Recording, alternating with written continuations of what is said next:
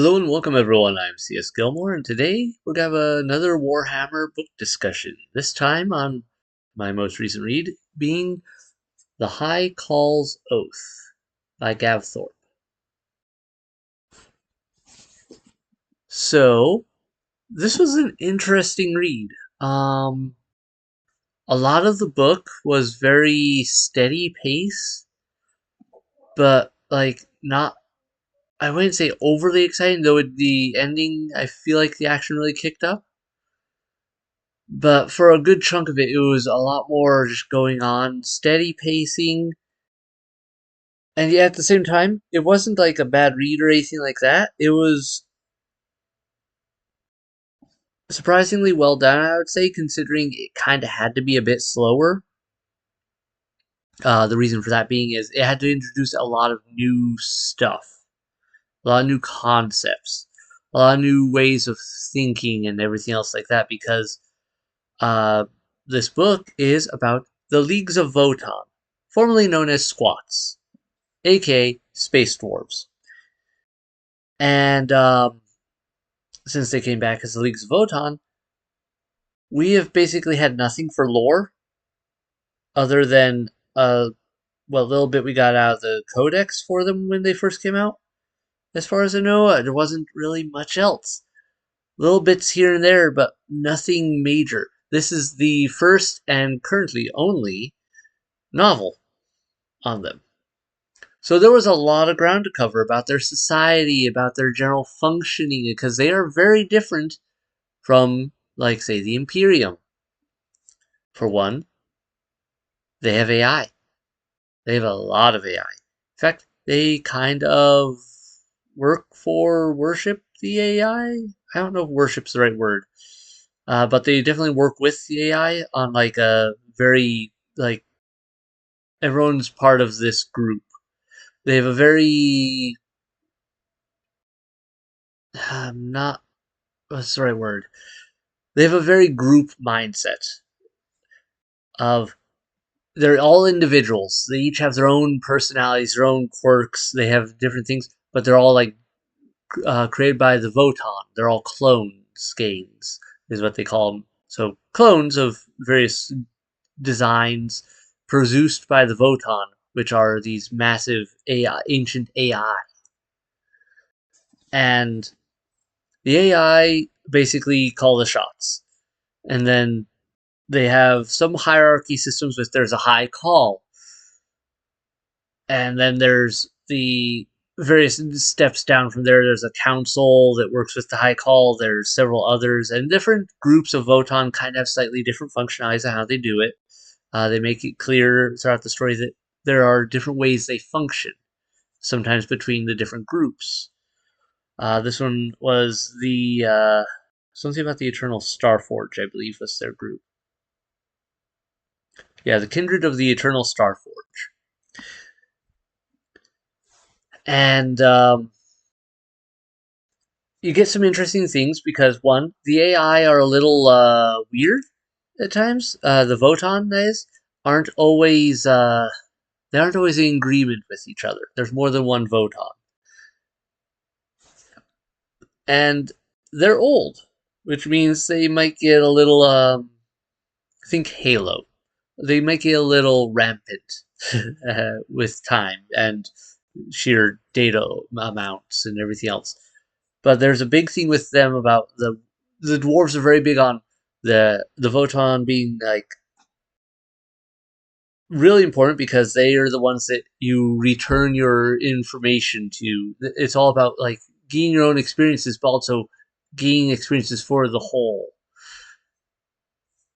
gain profit for the whole. Like it's an interesting combination of like we're all working this together. We get some issues where there was a guild representative, which they have some issues with, and he isn't exactly. He kind of has some issues even with his own like companions a bit because, as one of them points out, as the companion points out, um, he tends to let his own personal goals get in the way of the greater whole. Good for the group. He gets too caught up in his own ego, his own successes, and so that's bad. He needs to. It needs is having your own successes is great, so long as it helps the whole, all the others, as long as it is actually improving things, building. And the Votann, just like everyone else in Warhammer 40K, aren't having a great time. Their territory is being crouched on by the Imperials, chaos, probably some other things. Uh, the story starts off with some of them getting murdered by orcs, and some of them fighting and harvesting a Tyranid bioship. Yeah, so that's interesting. Like, apparently, this is a thing they just do because, to make clones, you kind of need resources. And resources, say, biomass, which are basically what the Tyranids are all made of. The Tyranids are just kind of a giant creature made of several smaller creatures usually, and a Tyranid ship is huge. It's just a ginormous creature with a bunch of really angry creatures inside of it. And so, yeah, harvesting a Tyranid bioship for biomass to make more clones out of. Kind of like the gene stealers are re getting out gene stealed in some cases. Anyway, fun stuff. But it brought in a whole lot of concepts like that. They were just really interesting to think about. One of the main characters is I'm probably gonna murder this name. Uh, Mirtun Damergot, and she is uh, an old Votann, dwarf, not Votann, the AI, but one of the older uh, living dwarves. I should clarify here. They have, other than the Votann and the dwarves themselves, they also have the Ironkin, which are essentially robot dwarves, but AI that is,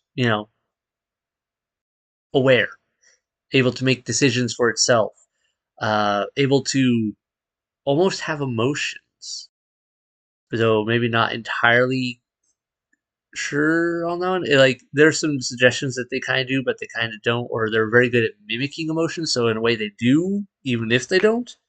Does that make any sense? There is so much that happens here.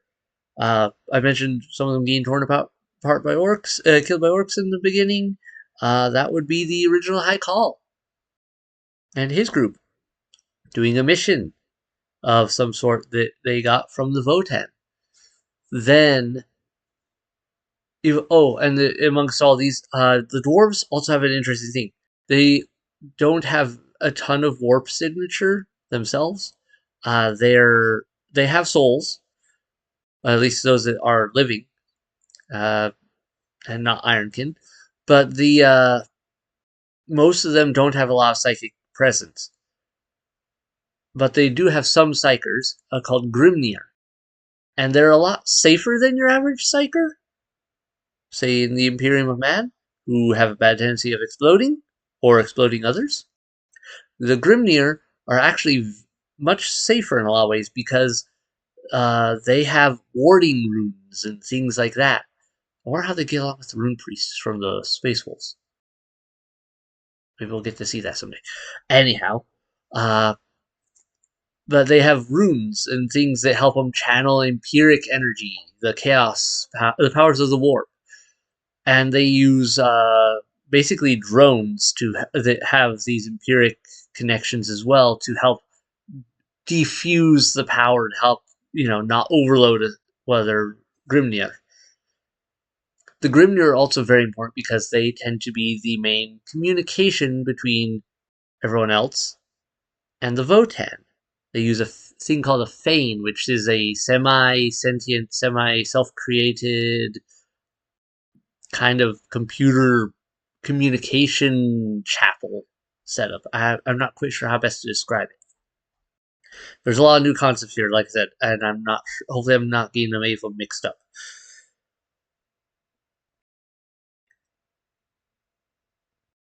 Oh boy, yeah, there is so much in this book to process.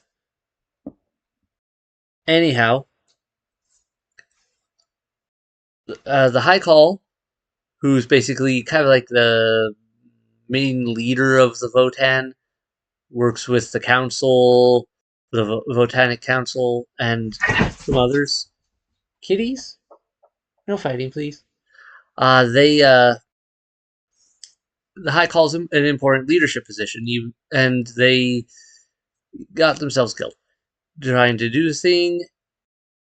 The Votann then call a new uh, High Call, and that happens to be Mirton Damergot, who does not feel up to the job because she's very much a free spirit, as it were. Her thing is be out there doing things, exploring, pushing new frontiers out into unexplored space, do things that they haven't been done before. She's very much that type of individual, not a sit around and do paperwork type. And but the Votann, uh, they have this group of dwarves seem to have three particular Votann that they get orders from, and those three Votann aren't always in agreement on everything, but they each kind of give a statement and for each communication. And with hers, like each one gave a different description, and altogether, she was like the only dwarf that really fit the description for what was to be the next High Call. And because she was the oldest living Votann, living. I can gonna say this because they're Leagues of Votann, so yeah. But she's one of the oldest living dwarves. Um, she's got a lot more experience than some of the others as a result of some of that and what she does. And she also has a lot more free will, a bit more stubborn, a bit more wanting to just do her own thing than some of the other dwarves, which might be a lot of the other dwarves might be a little more. Well, the Votann said to do this, so we're just going to do this exactly as this, and we're not going to fight fate, as it were. So there's a lot of that.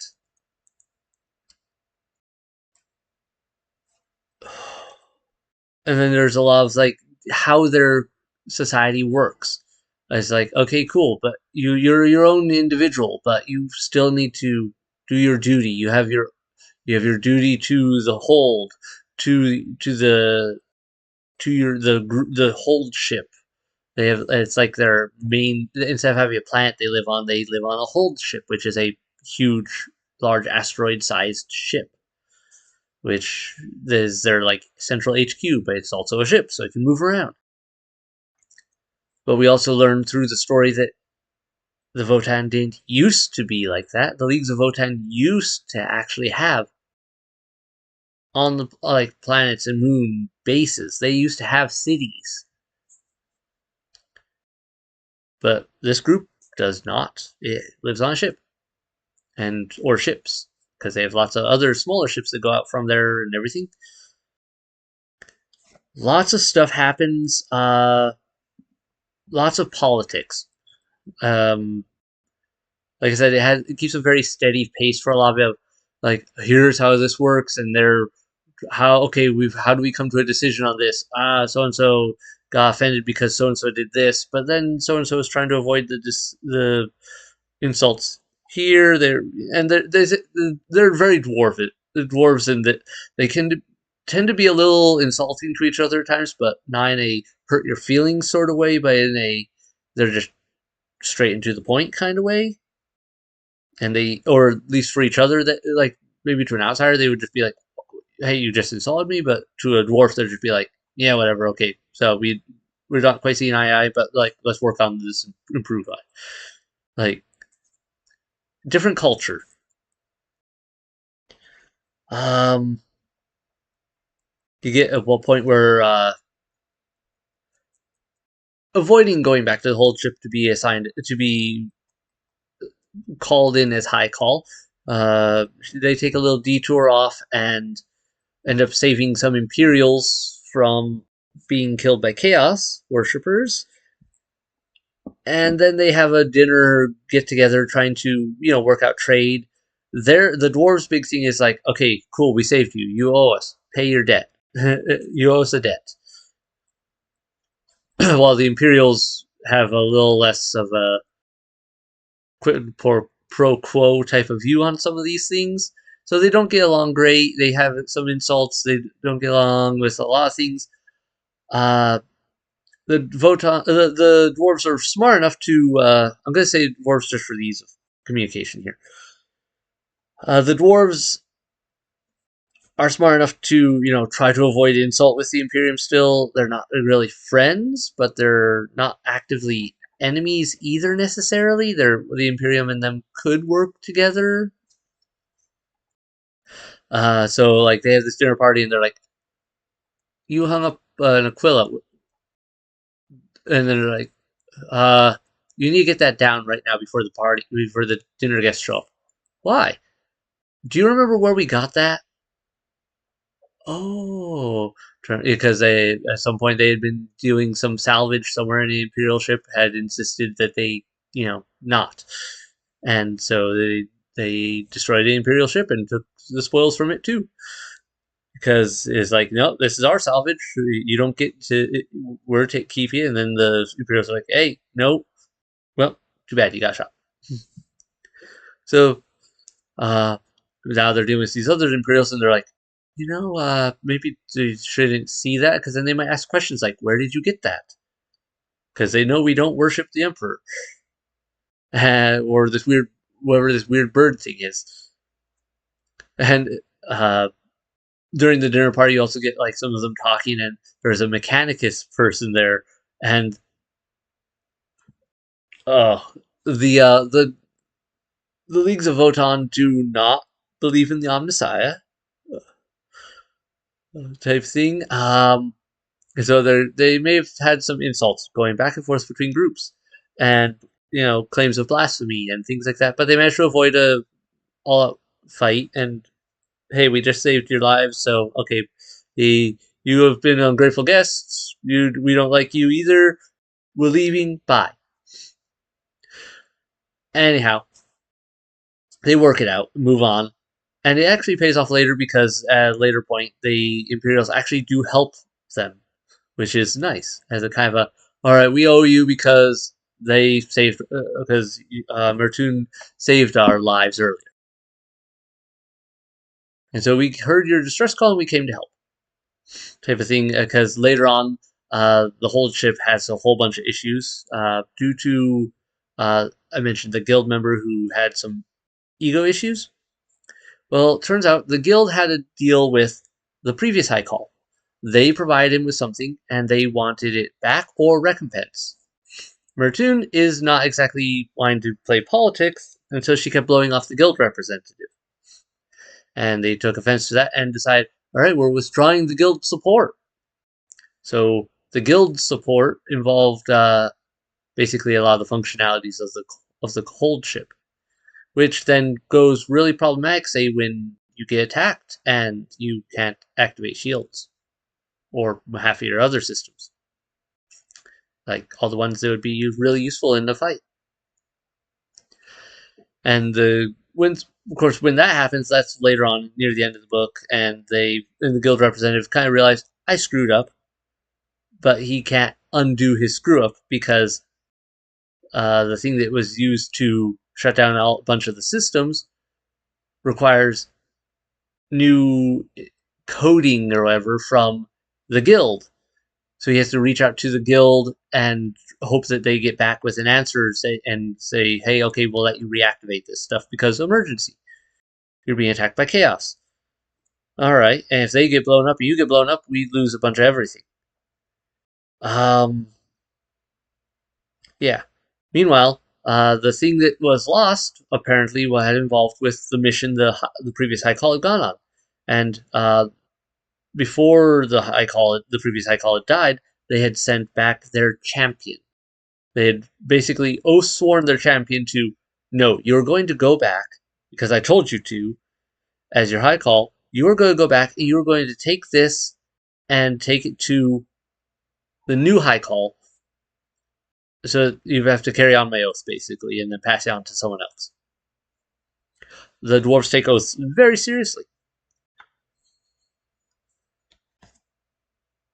So this champion had to retreat from basically a losing battle and leave everyone else behind. Get some PTSD involved there. Yeah, good times. Not really. Um, Sorry, I'm a little all over with this because there was a lot to take in, and I would definitely recommend read the book. You'll get a lot more out of it than I can possibly bring to the table because there is so much new information here that could be easily lost in the nuances. Um, we learn a lot about the Leagues of Votann's transportation methods. They use the warp too, like the Imperium. They jump through the warp for faster than light travel, but they don't do it the same way that the Imperium does.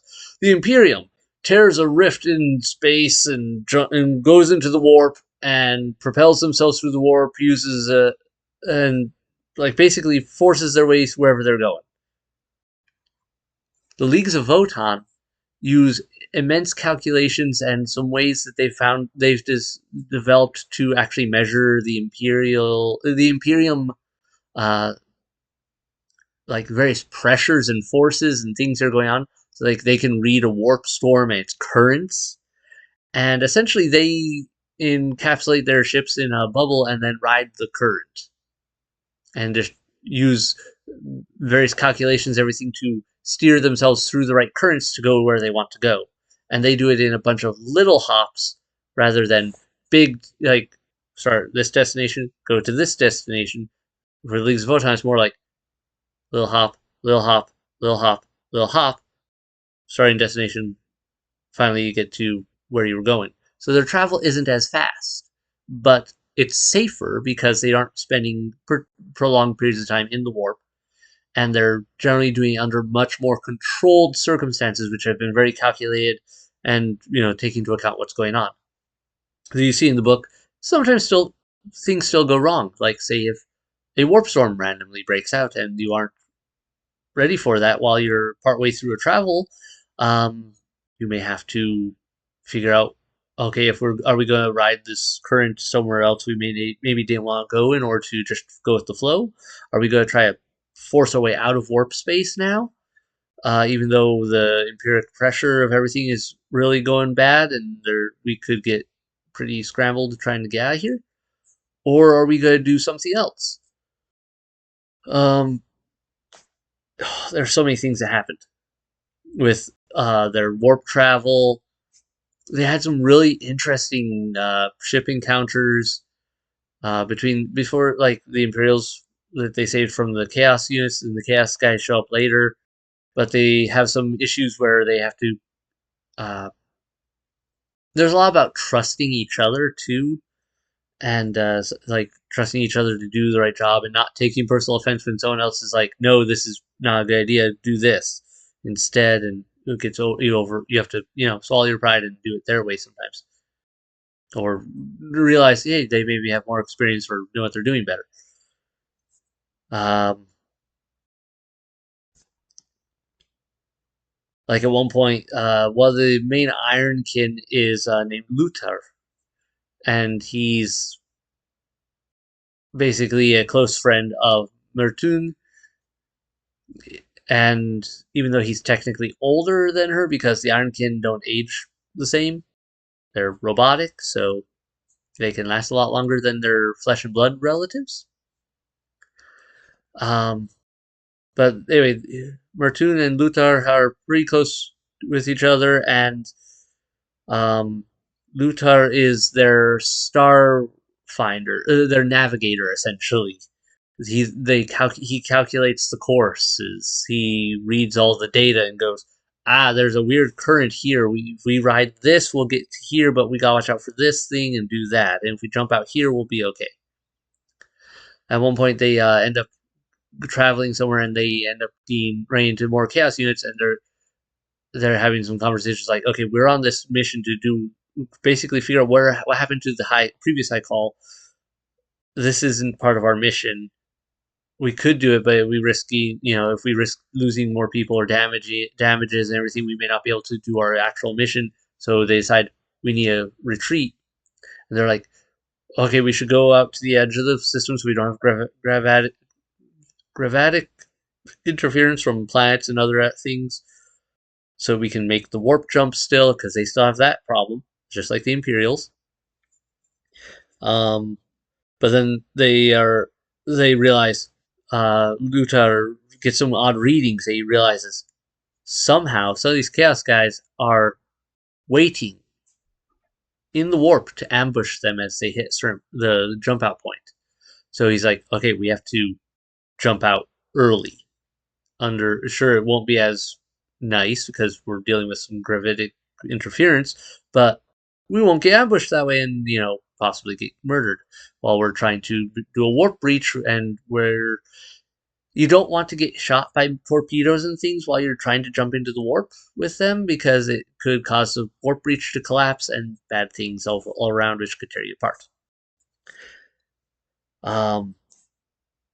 They also have some interesting things. They have a place called the Well of Yurdu, and it's a place on the map which is essentially a ginormous warp storm, but it's kind of also like a weird bleed between reality and the warp, they find out. And that's where the previous high call went. It's like almost like the way they described it created a visual for me of like a whirlpool of warp or storm stuff. But there's the eye of the storm, and it has enough real space in there to actually be not just purely empiric. And turns out if you go down into the center of it and through the warp storm of this massive warp anomaly that is a pretty permanent fixture called the Well of Yurdu, it can fling you off into very far distances of space. Very far distances of space. It's basically a wormhole type situation they find out, and it lets them find where the old High Call went. And he went to an old hold that the Votann had sent him to, and that old hold was completely overrun by orcs. Now, the hold ship's gone off to do a different thing at the same time while they're going off to follow after the old High Call, whose name was Orthanar. And they, like I said, they blew off the guild representative. He took some offense. He lowered the bunch of the systems on the hold ship, and while they're doing this, they find out after they get there and everything that the hold ship's now in trouble because it got attacked by chaos forces and everything else. And hey, a bunch of his systems are down and they can't get him back up until the guild sends over all right, we'll reinstate your shields and everything. The guild seems to be a major group in the Leagues of Votann, which is like an alliance of different what would be the right word? Different prospects, different groups, like the Kindred of the Eternal Starforge is one group, and there may be some other groups out there that by different names as well of different Leagues of Votann, but they're all part of the alliance of the alliance of the Votann. They're all dwarves. They're all working together. They're all kin.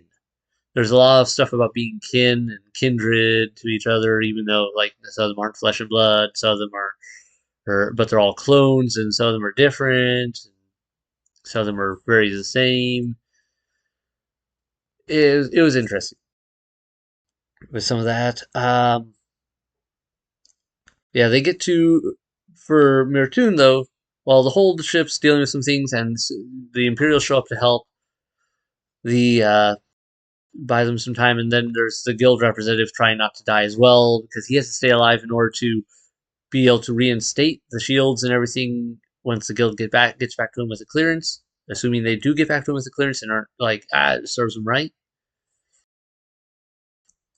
Um, Mirtun and some others have gone through the Well of Yurdu and are looking for the High Call where they died, and they discover a fane at this old hold. Kitties, quit knocking stuff down. They find this old hold, and they find the fane there. So the one of those communication devices that can contact the Votann also can do basically faster than light communication in general through between their ships. That's how they find out, hey, the hold ship's in trouble, and they have a big whole thing of, do we continue with our mission, or we don't know if we'll ever be able to get back here because getting here wasn't exactly easy, or do we go back to help the hold ship? Would we even arrive in time if we did? Probably not, but should try because it's kind of our duty. And they have a whole council thing on it, but they also had some interesting things from other communications from the Votann going, yeah, maybe you shouldn't do this, or never mind, you could do this. And so there's like trying to interpret the will of the Votann from cryptic messages, and so them kind of seeming contradictory to each other. Long story short, they find out, hey, uh, the thing that the guild wants back or wants recompense for is a key to this hole, and that's why the High Call went there. It's a special ring that when you wear it, it creates a engram in your brain. It basically creates a thing in your brain that gives you some information and everything, and involves this hold. Turns out the reason this hold is so important is they find out that the Fane there, which is still active and was managed to not get looted by the orcs. They managed to get into it. They managed to unlock it and get into it and activate it. But they find out later on, after going through some issues and a lot of orcs fighting them and everything, that the Fane has a message for them, and they have to have that ring as a key to activate it, essentially, and so it knows, hey, you're the ones that this message is for. They finally figure it out, and they learn, and they basically create the perfect setting for a follow-up book to this one. And I really hope there are more books in the series because there's a lot of things that could happen. There's so many things. Some people almost die. Some people kind of die, but because they're Ironkin, they don't necessarily die as long as certain parts of them are able to be replaced into a new body. Stuff like that. There's all sorts of weird things about how some of them live or continue on.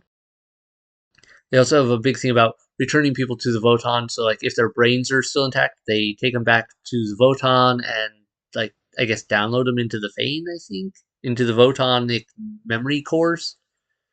So that's how part of why everyone's experience is so important for the whole, because you're also gathering information for the whole through your own life and experience.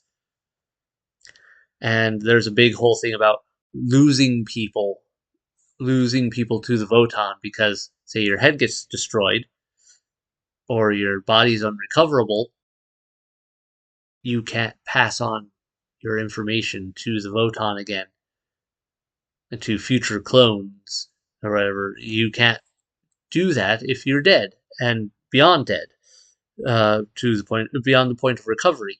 If you're just dead and they can get your body back and everything, your head's still intact, your brain's still intact, they can add you to the databanks, as it were, and your legacy lives on. Yeah, they have a whole thing about how the ancestors are watching. Um, but okay, the biggest spoiler of all this is the ending. Here they find out that that message that they need this key for, that the guild's been all upset about giving them this thing and needing recompense for it or getting it back, is because this old hold, this old fane, contains the last connection to a lost Votann. And the map on where to look for it.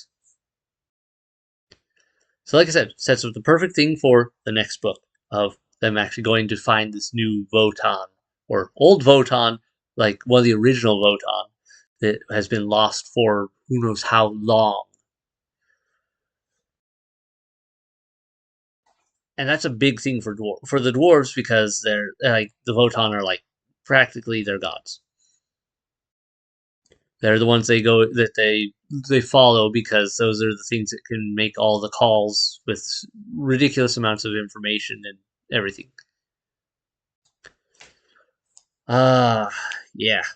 There was a lot. There was a lot there I had to skip over, and a lot that I couldn't probably discuss properly. Um, so the character development, everything else. Ultimately, given its slower pace at first, especially, and some of the other stuff, like I feel like it wasn't as engaging as some books I've read for Warhammer, but at the same time, I feel like I said before, I feel like it had to be that way because we don't have any other books for these guys. It had to set the groundwork for future installments to be able to do more of their thing with people actually understanding when the world is going on without having to be told it as they go. And as far as I can say, this book did a really good job of that. I'd probably give it I don't know, there weren't any real issues I had with it. Like the writing was good, the storyline was pretty consistent there. It made sense. I didn't have any areas where I was like, this doesn't make any sense. The characters don't make sense here. It was like, no, these characters made sense the way they were doing things and why they were doing things the way they were. And like, I don't know, it was really well written, I would say. I'd probably give it a 9 out of 10 just because of, like I said, that slower pace throughout most of it might lose some people. The ending definitely built up quite a lot with the action and things going on because they're fighting orcs in one area, they're fighting chaos with the hold ship in another area. They're all trying to survive. They get activation. Apparently, when they activated the Fane and got the info from the Fane at the old hold, it managed to send out enough of a transmission to everyone that the guild realized, hey, cool, the mission got done. All right, we'll activate your shields again. So they sent here's your clearance codes to reactivate everything, and the whole ship gets able to fight off everything now. Once it has full combat capability again, and activate all its engines, not just to trying to maneuver and keep things going, but can get all the engines up and running, can get all the shields up and running, can divert power to more of the powerful guns. They make short work of a lot of the chaos stuff, and are able to continue on with that. And yeah, I'm really curious to see where it will end up. In like, if there's going to be future books for this, I think it very much feels like they laid the groundwork for future books, at least one or more book, and I'm good for that. I am excited for that. I will read that if it comes out. I'm on for that. So, like I said, 9 out of 10. Mostly just because of a lot more slow pacing for probably 2/3 of the book. But ultimately, it was a fun read. It was very informative because of all the new stuff. Also, the characters were pretty likable. Like, I could get into how the characters were functioning. It was interesting to see the new culture of the dwarves. How they have this very profit oriented way of doing things. It's like, is it good for the kin? Is it good for everyone basically, or and for us as a whole? But also is it profitable? Are we expending more resources to do this than we are getting out of it? They have a very business like mentality for a lot of that, and a lot of the story got into kind of how that affects things, and also that balance there of making logical decisions versus also following your heart, and sometimes having to decide if the logical decision isn't the right decision, whether we need to sometimes follow our heart and everything like that. And it pulled it off very well. The message was not overly heavy handed as like, here's the message, but like it was delivered in a way that made sense for the story and continued as part of the story. So, yeah, I liked it. Like I said, though, definitely read it for yourself because I skipped a ton of in this discussion and recap. There was a lot in here that I couldn't really discuss in as close to detail as I might have liked. If you've read the book, what do you guys think? Share in the comments below. Favorite part, least favorite part. Um, I don't know if I have a least favorite part of this book, but I'm also not sure if I have a favorite part. I think that's part of the also for the 9 out of 10 is like, yeah, I don't know if there was really a part that really excelled for me, but there wasn't a part that didn't like that very much dropped off for me either. It was very middle of the road. It was enjoyable to read, but not a lot of highs or lows,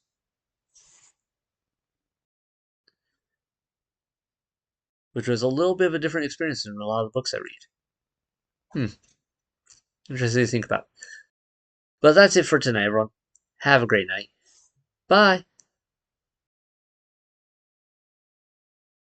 Oh, I should add Gav Thorpe. I can't remember if I mentioned that he was the author. He's done a lot of books for Games Workshop. But bye.